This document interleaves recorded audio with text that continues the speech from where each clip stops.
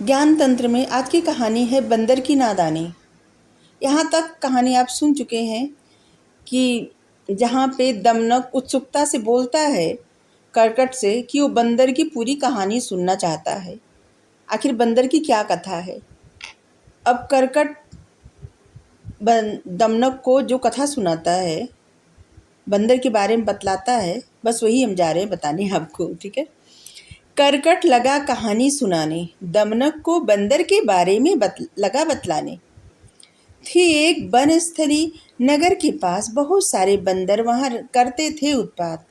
एक बनिया था भगवान का भक्त बड़ा सयाना, वहीं पर मंदिर शुरू किया था बनवाना। जब हो जाता था दोपहर का अवकाश, रोटी खाने चले जाते थे मजदूर कारीगर अपने निवास। जब एक दिन सब चले गए, जब अवकाश में अपने घर, उधम मचाने आ गए अपने दल के साथ बंदर। आरा कसों ने अर्जुन वृक्ष की आधा चिरी हुई सिल्ली, बीच पेड़ में ठोक दिया था खैर की एक खिल्ली। एक पेड़ था जिसको बीच से आरी से काटा गया था और उसमें एक खैर की लकड़ी का खिल्ली ठोक दिए थे बंदरों के उत्पात से बचने के लिए। जो लोग पेड़ चीरते हैं, काटते हैं, वो लोग ऐसा किए थे। बंदरों का स्वभाव तो हो तुम जानते, वो उधम मचाने में किसी को भी नहीं सुनते और ना ही मानते। वे कभी उछलकर पेड़ पर चढ़ जाते, कभी कूदकर मंदिर पर आ जाते। वहां नहीं था कोई उनको रोकने टोकने वाला। उन्हें मजा आ रहा था बहुत। सब खुशी से हो रहे थे मतवाला, मतलब बहुत प्रसन्न थे और उछल कूद रहे थे। कभी पेड़ पे, कभी मंदिर पे जा रहे थे, चढ़ रहे थे और प्रसन्न थे। एक बंदर था जो वो बूढ़ा हो चला था। उससे उछलकर पेड़ पर अब नहीं जाता था चढ़ा। एक बंदर था जो हो चला था बूढ़ा, उससे उछलकर पेड़ पर अब नहीं जाता था चढ़ा। सभी बंदरों की तरह उछलना कूदना नहीं थी उसके बस की बात। शक्ति भी क्षीण हो गई थी, उसके ठीक ना थे हालात।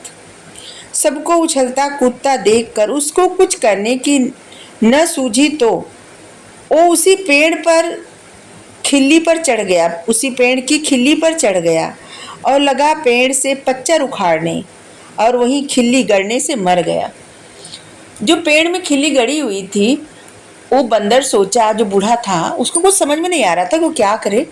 तो उसको अचानक वो खिल्ली दिखी तो वो सोचा कि बंदरों के लिए है और वो उस खिल्ली को उखाड़ दे पेड़ से और लगा वो सब पच्चर उखाड़ने। और उसी पेड़ का पच्चर उखाड़ते उखाड़ते अचानक से खिल्ली उसको धसी और वो मर गया वहीं पे। तो एक तरह से वो किसी को बचाने गया था बिना वजह को, उसकी ज़रूरत भी नहीं थी उसको बचाने की, और वहाँ पे वो अपनी जान गंवा दी।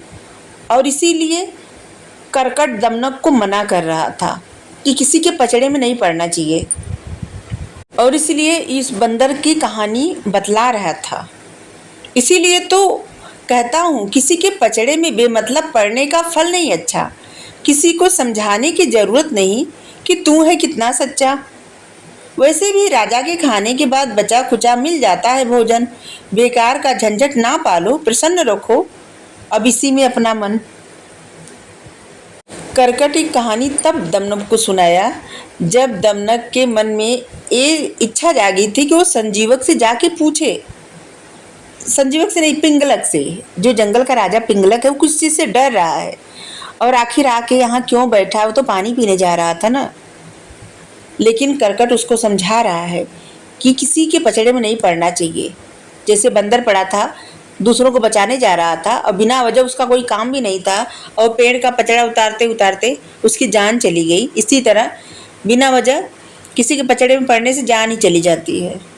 तो आज के लिए इतना ही कहानी। इसके आगे फिर और, मतलब अभी तो सफ़र शुरू हुआ है। Thank you. राधे राधे।